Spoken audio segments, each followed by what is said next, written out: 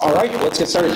So thank you for coming. This is actually, I think, unless I missed one, our third user group that we're officially kicking off. I mean, Aaron mentioned we had a happy hour previously, but we started these user groups maybe, I don't know, 3 months ago.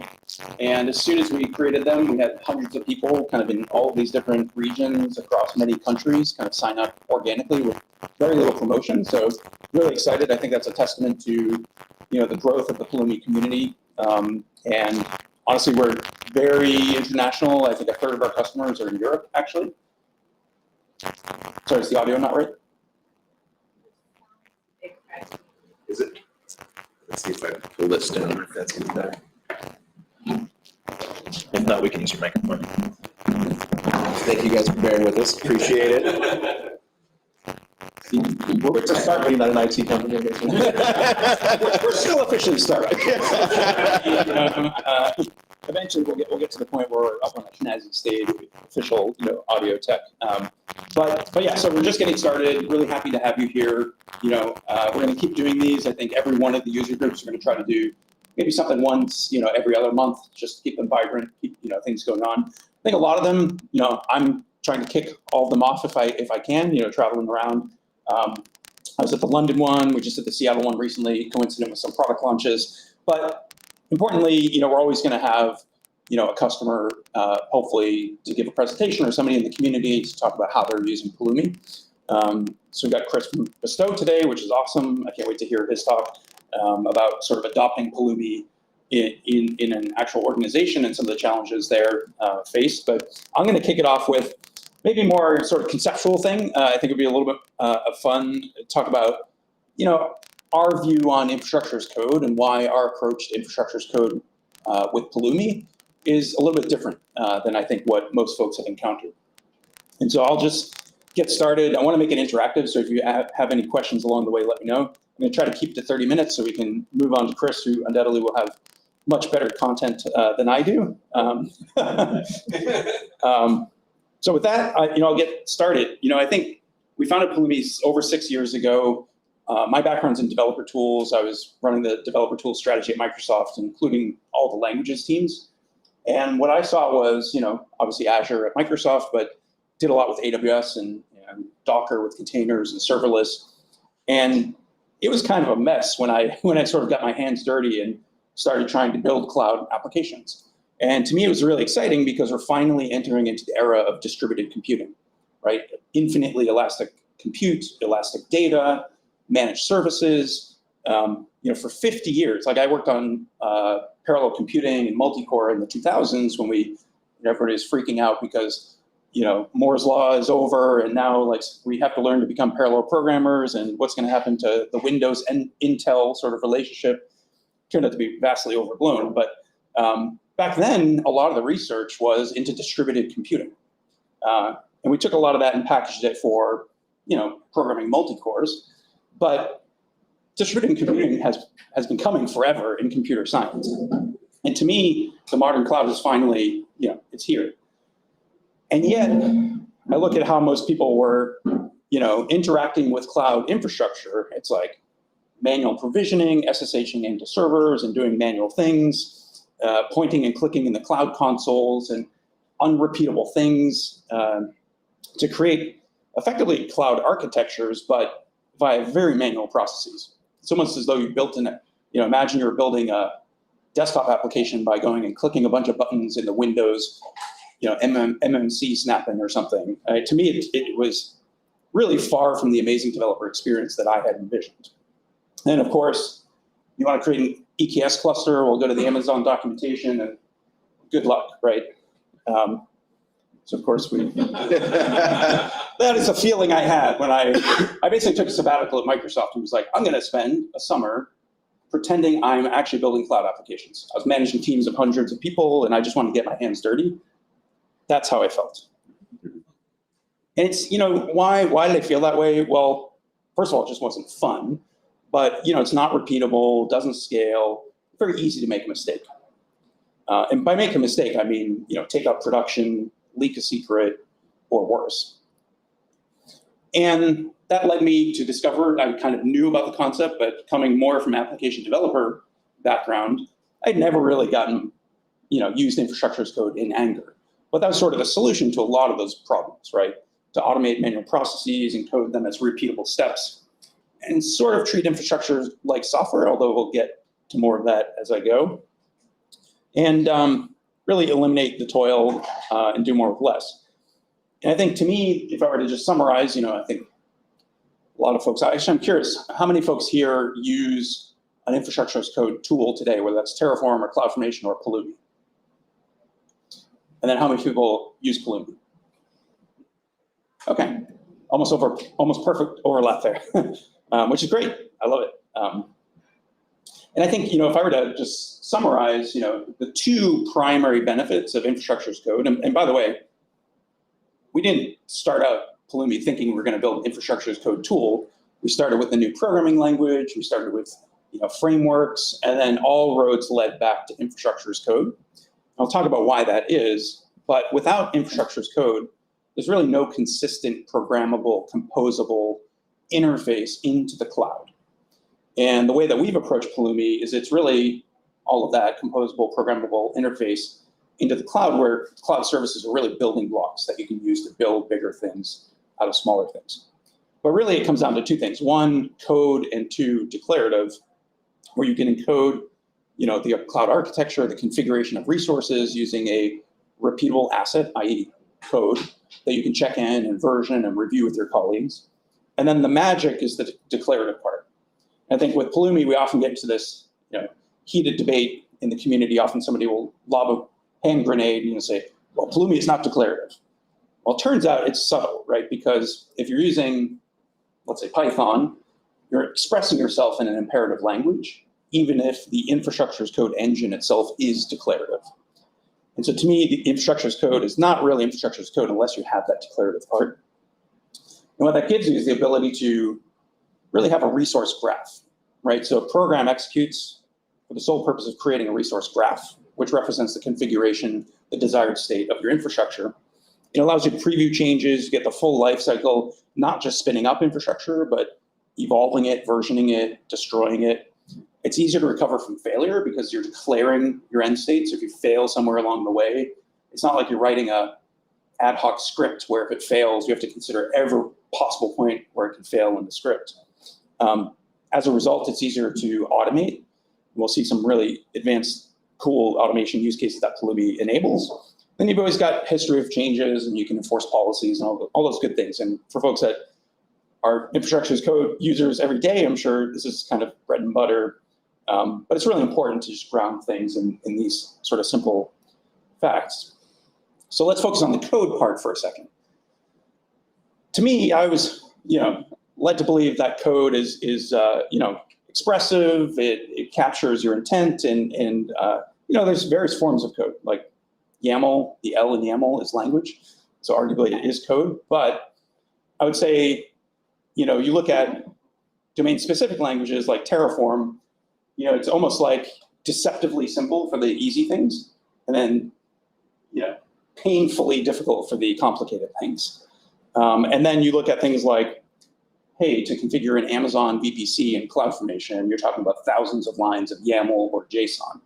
So is it code? Sure. Is it the kind of code that scales to modern cloud architectures and allows you to productively capture the sorts of patterns that modern cloud architectures need? Arguably, no. Sort of feels like pushing a boulder uphill sometimes. So there's another twist on sort of the Pulumi perspective.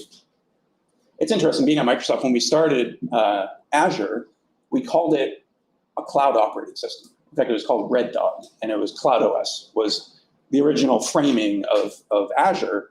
And when I heard that, I was like, wow, that's amazing. It's like a distributed operating system, right?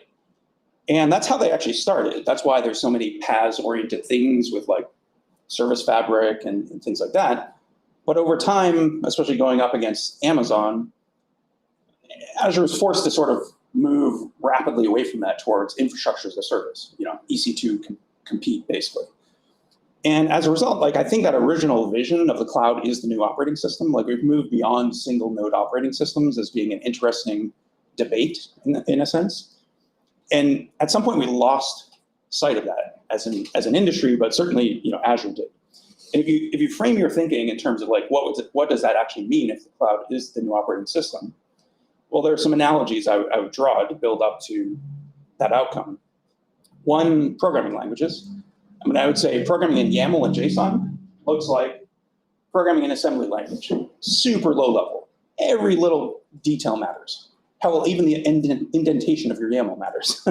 But you're programming at a super low level. And then of course, at some point, sticking with the analogy, C comes along, you've got a higher level language that's much more productive. And eventually you have Node.js and others. And so that was the first insight with Pulumi was, let's not just create a new DSL.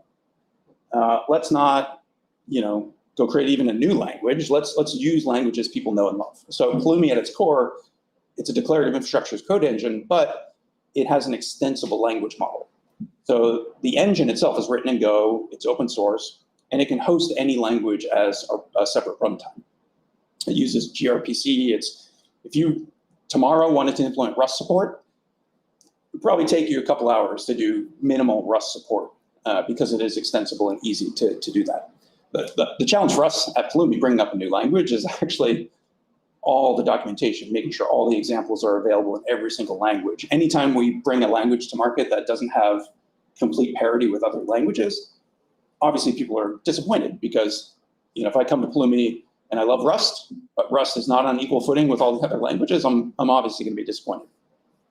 So these are the current supported languages: any Node.js language, any .NET language, Python, Go. We do have a JVM implementation, so any Scala, Kotlin, Clojure, Groovy. We support OPA for the policies code engine. Obviously, that's not for the infrastructure as code, but for policies. And then sort of mind-bendingly, we brought up YAML support last year, which honestly, our philosophy is simple things simple, hard things possible. And sometimes, especially if you're doing machine generation of your infrastructure as code, YAML is actually an easier target for machine generation than like having to generate Python or something like that. And so we do have YAML and of course Q, because Q compiles down to YAML and works as well. Plus, don't forget the L in YAML is language. So come on, come all. Soon there will be Common Lisp and Haskell and lots of others. Actually, somebody did do a Fortran implementation. So if you ever want to do infrastructure as code in Fortran, have at it. But it's not just the language, right? It's everything around the language. You get IDE support, refactoring support. This is an example of our EKS package, which is incredibly popular, largely because you saw the screenshots from the AWS documentation was how to use EKS. This package just comes with a properly configured EKS cluster out of the box with all the right auth settings and can export your kube config. So. And by the way, a lot of our customers build their own components as well.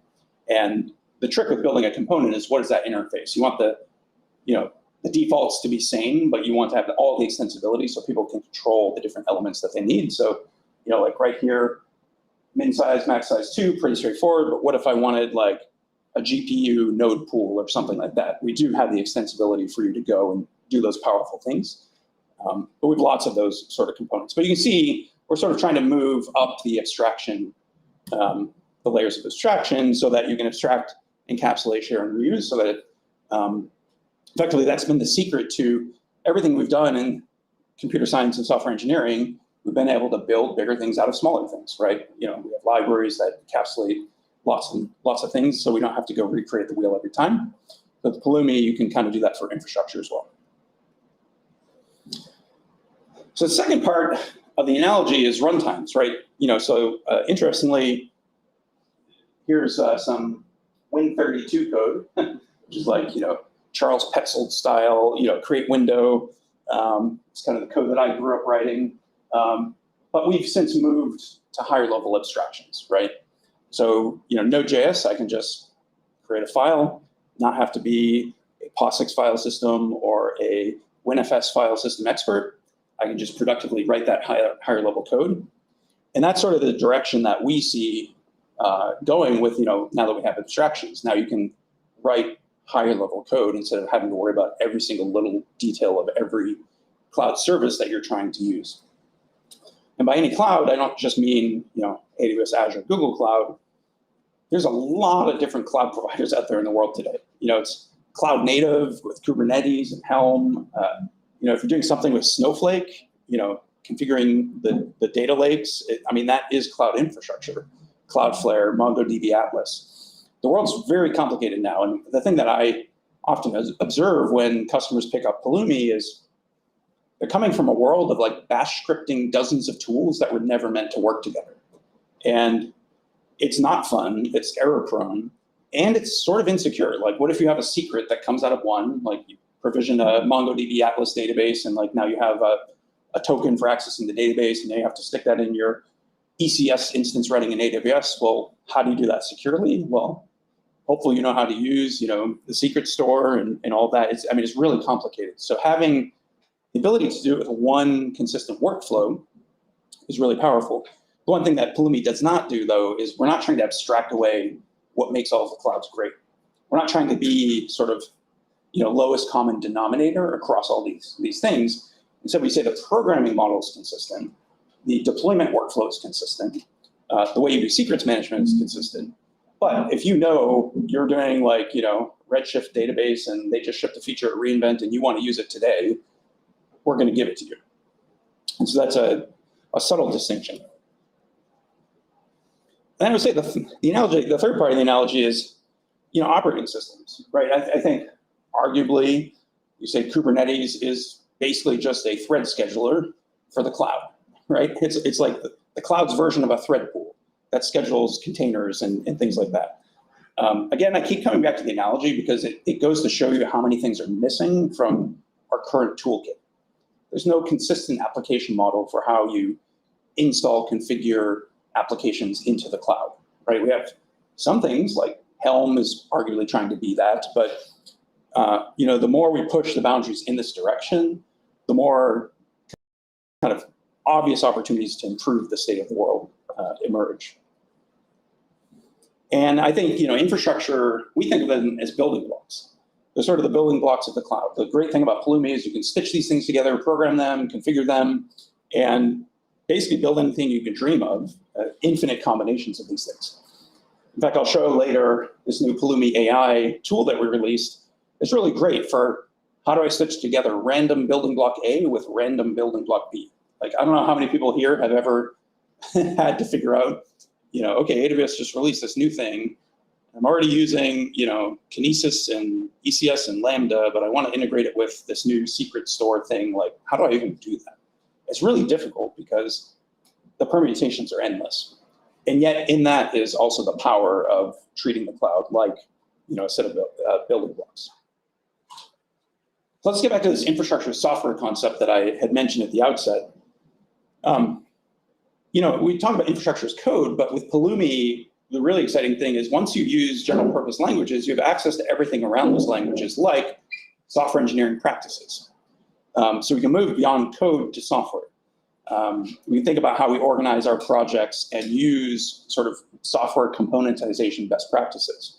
We can do continuous verification with unit testing and integration testing, continuous deployment like we do our applications. Now we can just apply that to our infrastructure pipelines. And honestly, increasingly, the boundary between applications and infrastructure, especially in a modern cloud, let's say serverless world, it's kind of blurry, right?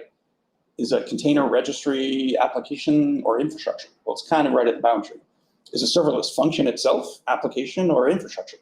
Well, it's kind of infrastructure that hosts the application code, but a lot of times they have to version very closely to each other. So bringing how we deploy our applications and infrastructure closer together, a lot of folks we're working with are trying to do that.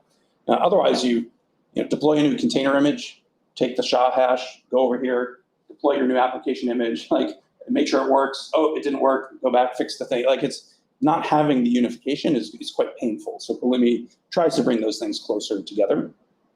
And then I already talked about sharing and reuse, but one of the subtleties around sharing and reuse is it's not just about, okay, I don't have to copy and paste anymore. I have actual components. You actually have versioning too. So let's say you find out you have a security vulnerability in the way you configured your web application firewall. Well, a lot of times, you have to go track down where did you copy and paste that bad cloud formation, right? And go track it down. Well, if you actually have a component, you can go fix the component, roll out version 3.0, and then find all versions out there in the wild that are less than 3.0 and patch them and upgrade them the same way we do CVEs and other pieces of software. We actually released a bunch of blog articles on everything in this category recently that you may want to check out. And then once we have that, we can start to take it to the next level. So I'll talk through just a few features that are kind of interesting that are more advanced in use case. Some of them are newer, but a lot of people, when I talk to them, they don't know they really exist. But the automation API, now that we have infrastructure as code in any language, now we can do some cool things with it. One, what if infrastructure as code was not just a CLI? What if it was actually a library that you can embed into a larger piece of software? That's what automation API is. So examples of things that allows you to do. One, you can build self-serve portals where somebody comes and clicks a button. On the back end, you're actually going and spinning up Kubernetes clusters or landing zone environments or anything really. In fact, we have customers like Cockroach Labs is a customer of ours. You go log into their product, cockroachlabs.com. You say, give me a Cockroach database on the back end. It's a SaaS product. It's spinning up, using Pulumi, spinning up Kubernetes clusters and GKE and EKS, and then deploying their software into it, and then scaling it, going multi-region. Of course, you could do that with a tool like Terraform, but you'd be shelling out to a CLI. You'd have to parse the output. It's very clunky, and the failure modes would be tough to deal with. Certainly doable. With Pulumi, this is kind of a first-class scenario. I think custom tools and frameworks. There are actually companies out there like Firefly who, and Nitric and others that are actually building their product using Pulumi sort of at the core. Pulumi deployments is a recent feature we launched. It's actually a server-side execution of workflows. And the most concrete example of that is you can point us at a Git repo. Anytime you merge code, we're going to go actually do the auto deployment, similar to how our CI/CD integrations work, but just easy to use out of the box. What's not obvious, though, is it's effectively the server-side equivalent of automation API. So if you want to kick off long-lived workflows that run on our servers to do things like drift protection and remediation, multi-stack orchestration, like, for example, say God forbid, you have to replace your entire VPC or an entire EKS cluster, and then you have to orchestrate the deployments across all the downstream dependencies. That's something you can express and execute using this sort of technology. And similarly, like blue-green deployments, multi-region deployments, maybe you want to deploy to US West, wait a little bit until you have some of the health metrics that are green and then graduate that to the next set of regions and maybe have concentric deployments. It's the sort of thing you can do. There's a REST API and a client-side interface for programming this. So again, this is new, so a lot of folks might not know about it.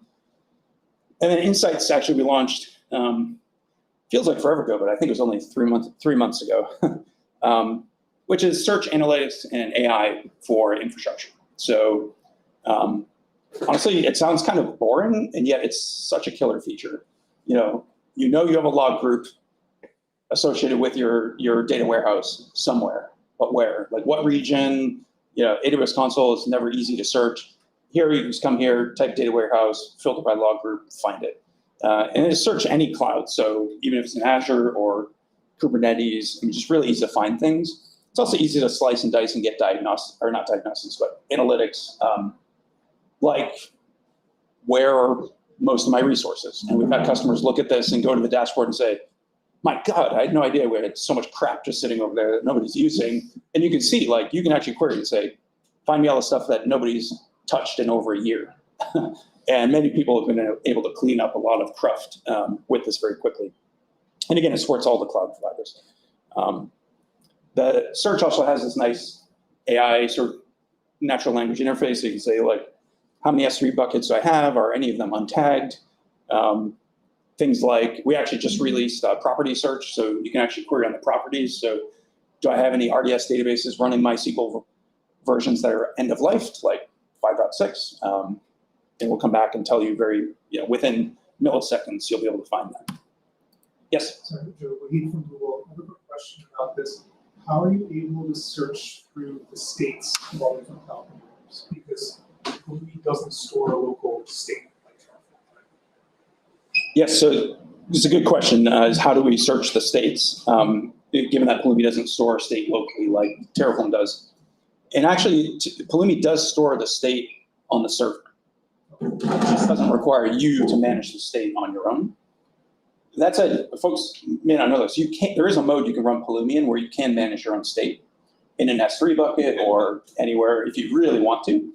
But it's so much easier to use the cloud. But because of that, the cloud actually has just the metadata.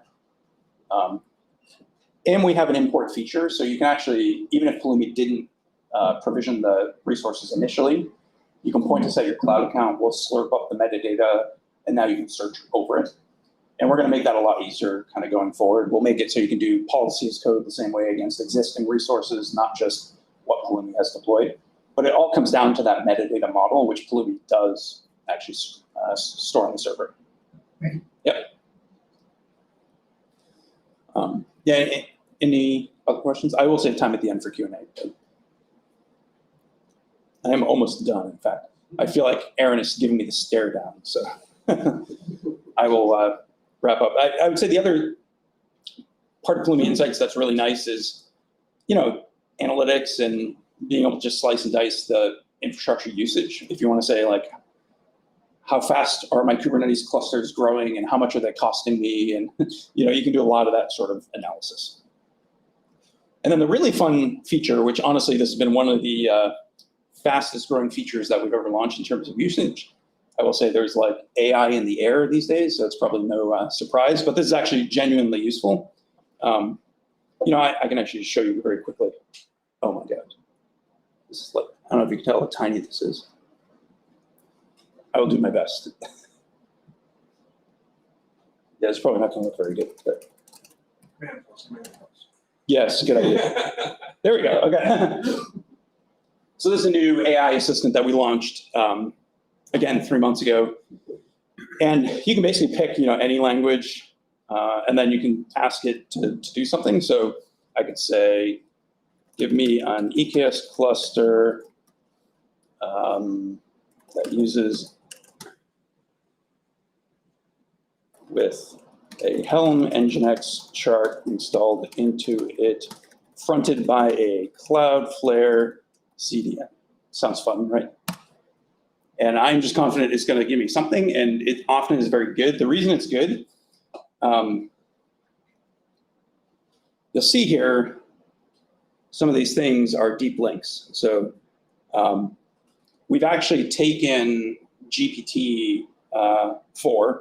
You can actually select which model you're using down here. We've taken GPT-4, and we've actually extended it with custom embeddings, and hooks so that we can basically extend its training model based on the Pulumi registry. So we actually feed it all the schema information, feed it information from the Pulumi documentation, all of our examples, and as a result, it will make things a lot more reasonably. Well, it says it, and the thing is, it will refuse to create things it doesn't know how to create as well. So that the end result is going to be reasonably complete.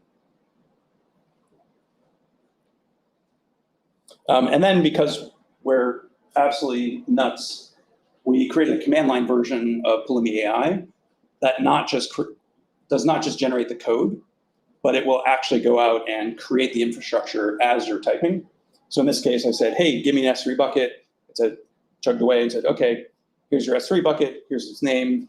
Now we said, hey, add an index file that says hello world in 3 languages. It's going to go create the S3 object that contains the content, and deployed it. And now we asked for the URL back. So it's hosting a static website in the S3 bucket, gave us the URL. And the interesting thing is if it makes a mistake, it can actually fix its own mistakes as well. So in this case, it gave us an undefined for some reason, but now we have this nice website that it just created. And we said, hey, it's kind of boring. Can you add some color, please? I said, all right, no problem. We'll add some color. And then we get the index. We refresh, got some color, and then we can get the code. So we say bang program, and it gives us actually the full infrastructure as code that we just generated. Obviously, not something you're probably going to do like in production, unless you enjoy YOLOing in production. But in terms of just rapidly iterating, like you have an idea, you want to create a service that does a thing, it's really productive to start that way.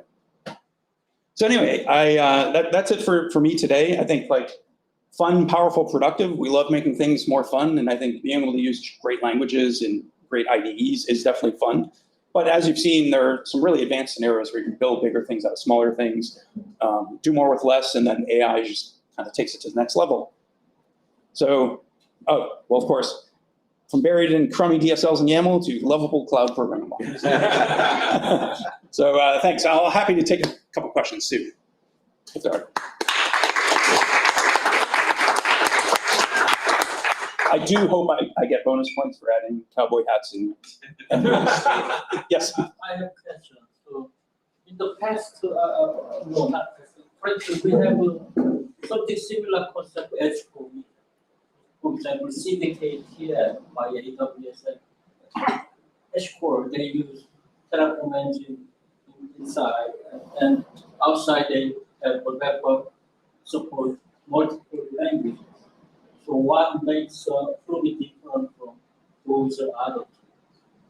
Yeah, it's a great question. So the question was, there's CDK from AWS, and then there's the CDK wrapper on top of Terraform as well.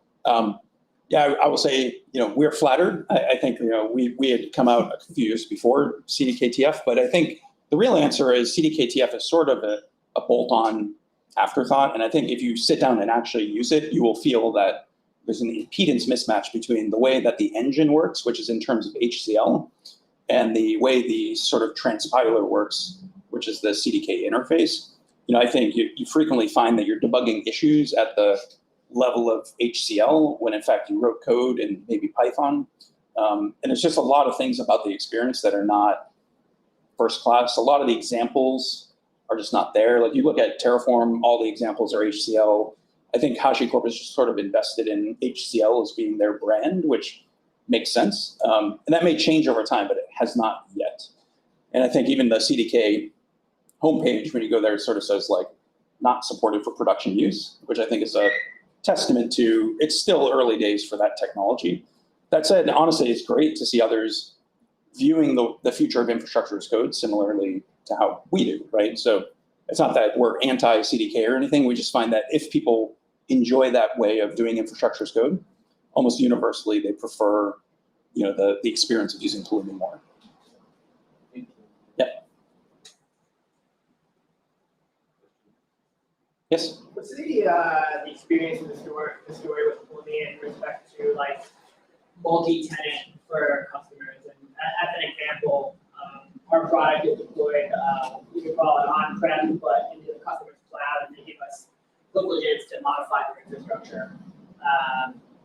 What would that look like if we wanted to do that with Pulumi? We're using Terraform right now. How integrated would that be? Would we end up with many Pulumi cloud accounts? Or That's a great question. Actually, we have a lot of customers who do that sort of pattern. So, like Panther Labs is a good example where they're actually managing cloud resources on behalf of the customer, often in their cloud account. I think the Pulumi model of projects and stacks is very flexible. The idea is you set up a project. The project is the code, common set of blueprints, and then a stack is one instance of that project, and you can have config. The config is basically elements of that stack or that project that are going to vary per stack. And so oftentimes what people will do is have like a stack per customer, and each stack can have its own, let's say, AWS credentials or AWS profile, or and then within that, let's say one customer has 10 instances and the other has 5 instances. You can easily say Pulumi config set instance count 10, Pulumi config set instance count 5, and then you would see those all in Pulumi Cloud. You go to your dashboard, you can easily see your customers, right? So a lot of people will name the stacks based on the customer they represent. And then the nice thing is it's really easy to switch between stacks and then iterate and diff them to see like what's different between these two stacks, especially in the config. We actually have a panel that will like show you the config drift to make sure you're not unintentionally drifting between customer stacks. So it's very, I think you would find that it's very natural with Pulumi. Nice. Yeah. Yes. Actually, one more question. Yeah. So beyond the infrastructure as code, and one some part of infrastructure as code, we have immutable infrastructure as code. So my point is, there is a to make infrastructure immutable, we need to not only have infrastructure as code, but we have to a tool to build the immutable images, container images, and real images. How Pulumi support those image production and versioning and all the maintenance. Yeah, so the question, just to repeat so it's on the audio, is, infrastructure as code is one element, but building, publishing container images, and I presume VM images as well, is another key part. We integrate with a lot of different tools. So for example, we do integrate we have a Docker package where you can build and publish a Docker container image within your Pulumi program. So you can say, here's a container image, build and publish as any Docker container.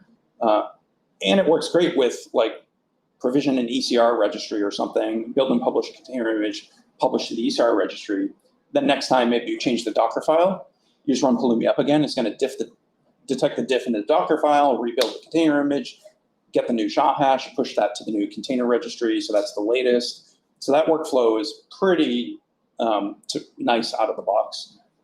For VM images, there's a variety of ways to go about it, but like Packer is one that I know a lot of people use. We do support things like Ansible integration. So if you're gonna use a config tool like Ansible, there's a way to say, hey, provision an EC2 instance and then run some Ansible playbooks, after provisioning it, for example. So we have a lot of options depending on the specific details, but that's definitely, I agree, it's a key part of the story. Yep.